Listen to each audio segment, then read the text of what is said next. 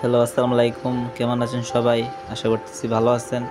তো আজকে আমরা যাচ্ছি, আমার এক মামা, উনি সিঙ্গাপুর থেকে এসেছিলেন ঈদের ছুটিতে। তো ওনার ছুটি শেষ হয়ে গেছে, তাই আজকে উনি চলে যাচ্ছে।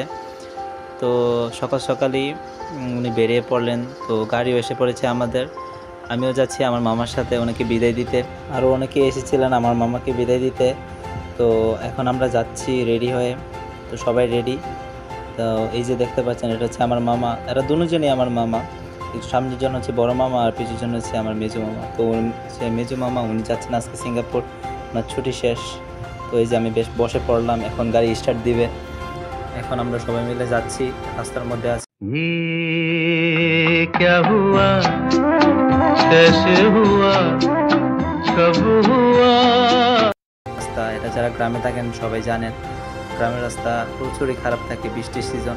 তো আমরা যাচ্ছি, যেতে যেতে আমাদের সামনে বাজার, সিঙ্গারবিল বাজার। যারা চিনেন তারা কমেন্টে জানাবেন। তো সিঙ্গারবিল বাজারে যেতে না যেতে সেখানে অনেক বড় জাম লেগে যায় রাস্তা শুরু থেকে।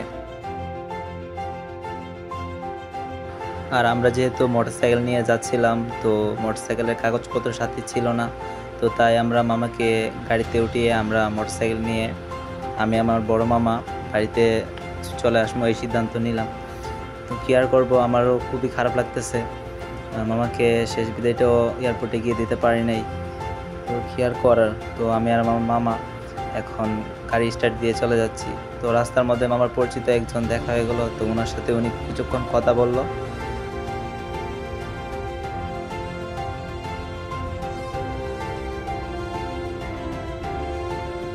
ওনার সাথে কথা শেষ হওয়ার পরে মামার আরেকজন পরিচিত লোকের সাথে দেখা হয়ে গেল। তো ওনার সাথে উনি কথা বলতে লাগলেন। তো আমি আর কি করব, আমারও একটু বোরিং ফিল করতেছিলাম।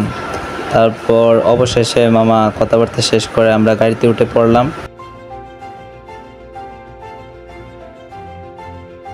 এখন আমরা বাসার উদ্দেশ্যে রওনা দিয়ে দিলাম।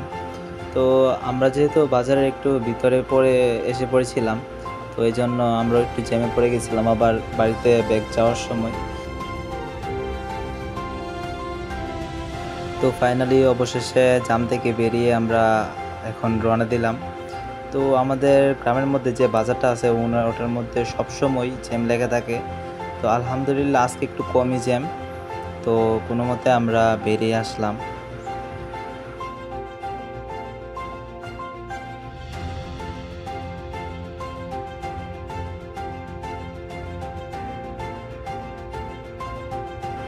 আমার এই যে বড় মামা, উনি আবার প্রচুর বাইক শৌখিন মানুষ। তো উনি বাইক চালালে প্রচুর স্পিডে চালায়। তো আমি কিন্তু আবার স্পিড ভয় পাই বাইকে উঠলে। তো আমি মামাকে বললাম, মামা একটু ধীরে ধীরে গাড়ি চালান, যেহেতু আমি ভয় পাই।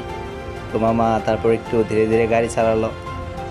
তো তারপরও মামা যেহেতু বাইক শৌখিন মানুষ, তো মামার স্পিড মেনটেন করলো।